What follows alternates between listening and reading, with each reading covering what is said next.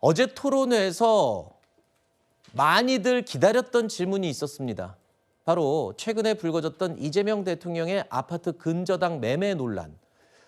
이거에 대해서 분명히 질문이 나올 것이다. 많은 기자들 그리고 방송국 관계자들, 언론인들이 지켜봤었거든요. 근데 3시간 넘도록 이 내용은 전혀 언급되지 않았습니다.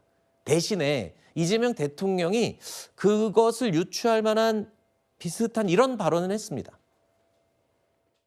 실거주라고 하지 말고 거주용이라고 하자. 잠깐은 비거주하지만 이거 거주용이다 라고 하면 이거 실거주하고 똑같이 취급해야 되는 거 아니냐.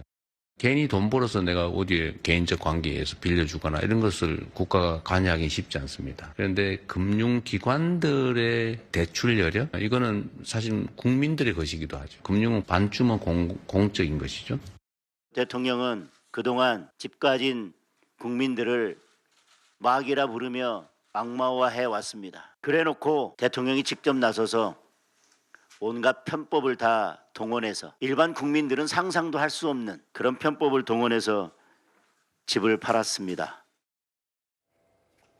실거주가 아니라 거주용이라고 용어를 바꾸자. 그러니까 지금 내가 살고 있는데 아이가 학교를 가거나 내 직장이 있어서 이동을 해갖고 어쩔 수 없이 전세를 주고 이동할 경우에 실거주가 아니니까 세금 때려 맞는 대상이 되는 거 아니야? 이런 우려가 많았잖아요. 그거에 대한 이야기인 것 같고요. 그리고 대출에 대한 얘기가 살짝 언급됐어요.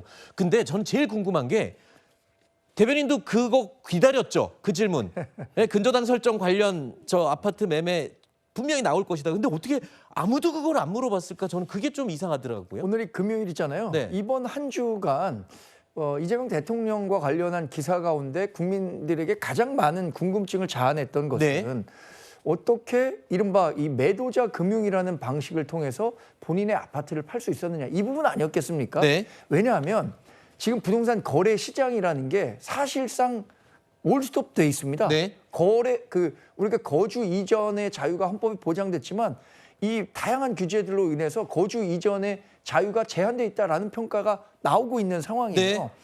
이재명 대통령도 지난 한 7개월 동안 이 아파트를 팔기 위해서 무단히 애를 썼습니다. 그런데 팔 수 없었던 건 정작 이재명 정권에서 만들어 놓은 대출 규제 때문이었어요. 그럼 본인은 그 대출 규제를 피해서 어쨌든 매도자가 매수자에게 사적 금융을 제공하는 방식으로 매각이 이루어졌는데 이 부분과 관련해서는 본인 아무 얘기도 하지 않은 거 저는 정치적 득실 관계를 따졌다고 봅니다. 이 얘기 괜히 해봤자 내가 아무리 설명한다고 하더라도 국민들은 여전히 의혹과 불신을 갖고 있을 것이다. 네. 그러니까 내가 여기서 괜히 이 문제를 건드려서 더 커지는 것에 대해서 부담스러웠기 때문에 네. 본인도 얘기하지 않았고 대통령이 부담을 갖고 있다는 것을 아니까 토론회에 참석한 사람들도 아무도 얘기하지 않은 거 아니겠습니까?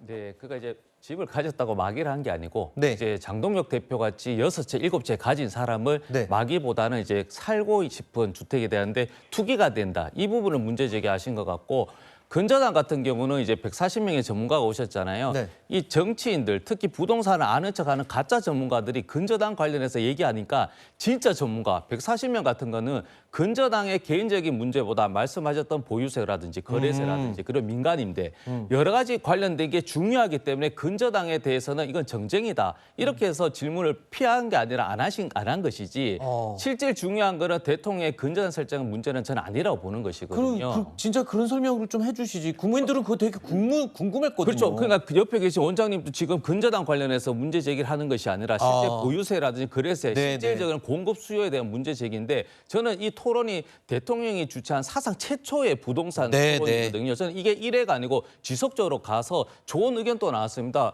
뭐 보면은 양도소득세 같은 경우는 한 해 정도만 하자. 그러면 대통령이 바로 추가로 해서 그러면 2번 했을 때는 50% 이렇게 낮춰서 알겠습니다. 그런 새로운 정책 아이디어를 냈기 때문에 저는 이런 부분에 대해서 진짜 전문가들이 조금 나서 주시길 바랄 뿐입니다. 네, 어제 첨언을 좀 하고 싶은데요. 그 분위기가 어땠나 그러면 왜 이제 그 질문에 대한 답이 있어야 될 것 같은데 어제는 주된 주제가 이 세금과 공급과 대출과 청년 문제였다는 것이고 두 번째는 주로 진보 쪽에 있는 분들이 많이 오셔서 알겠습니다. 발언을 한다면 제가 했어야 되는데 알겠습니다. 저도 시간이 없어서 못했습니다. 네.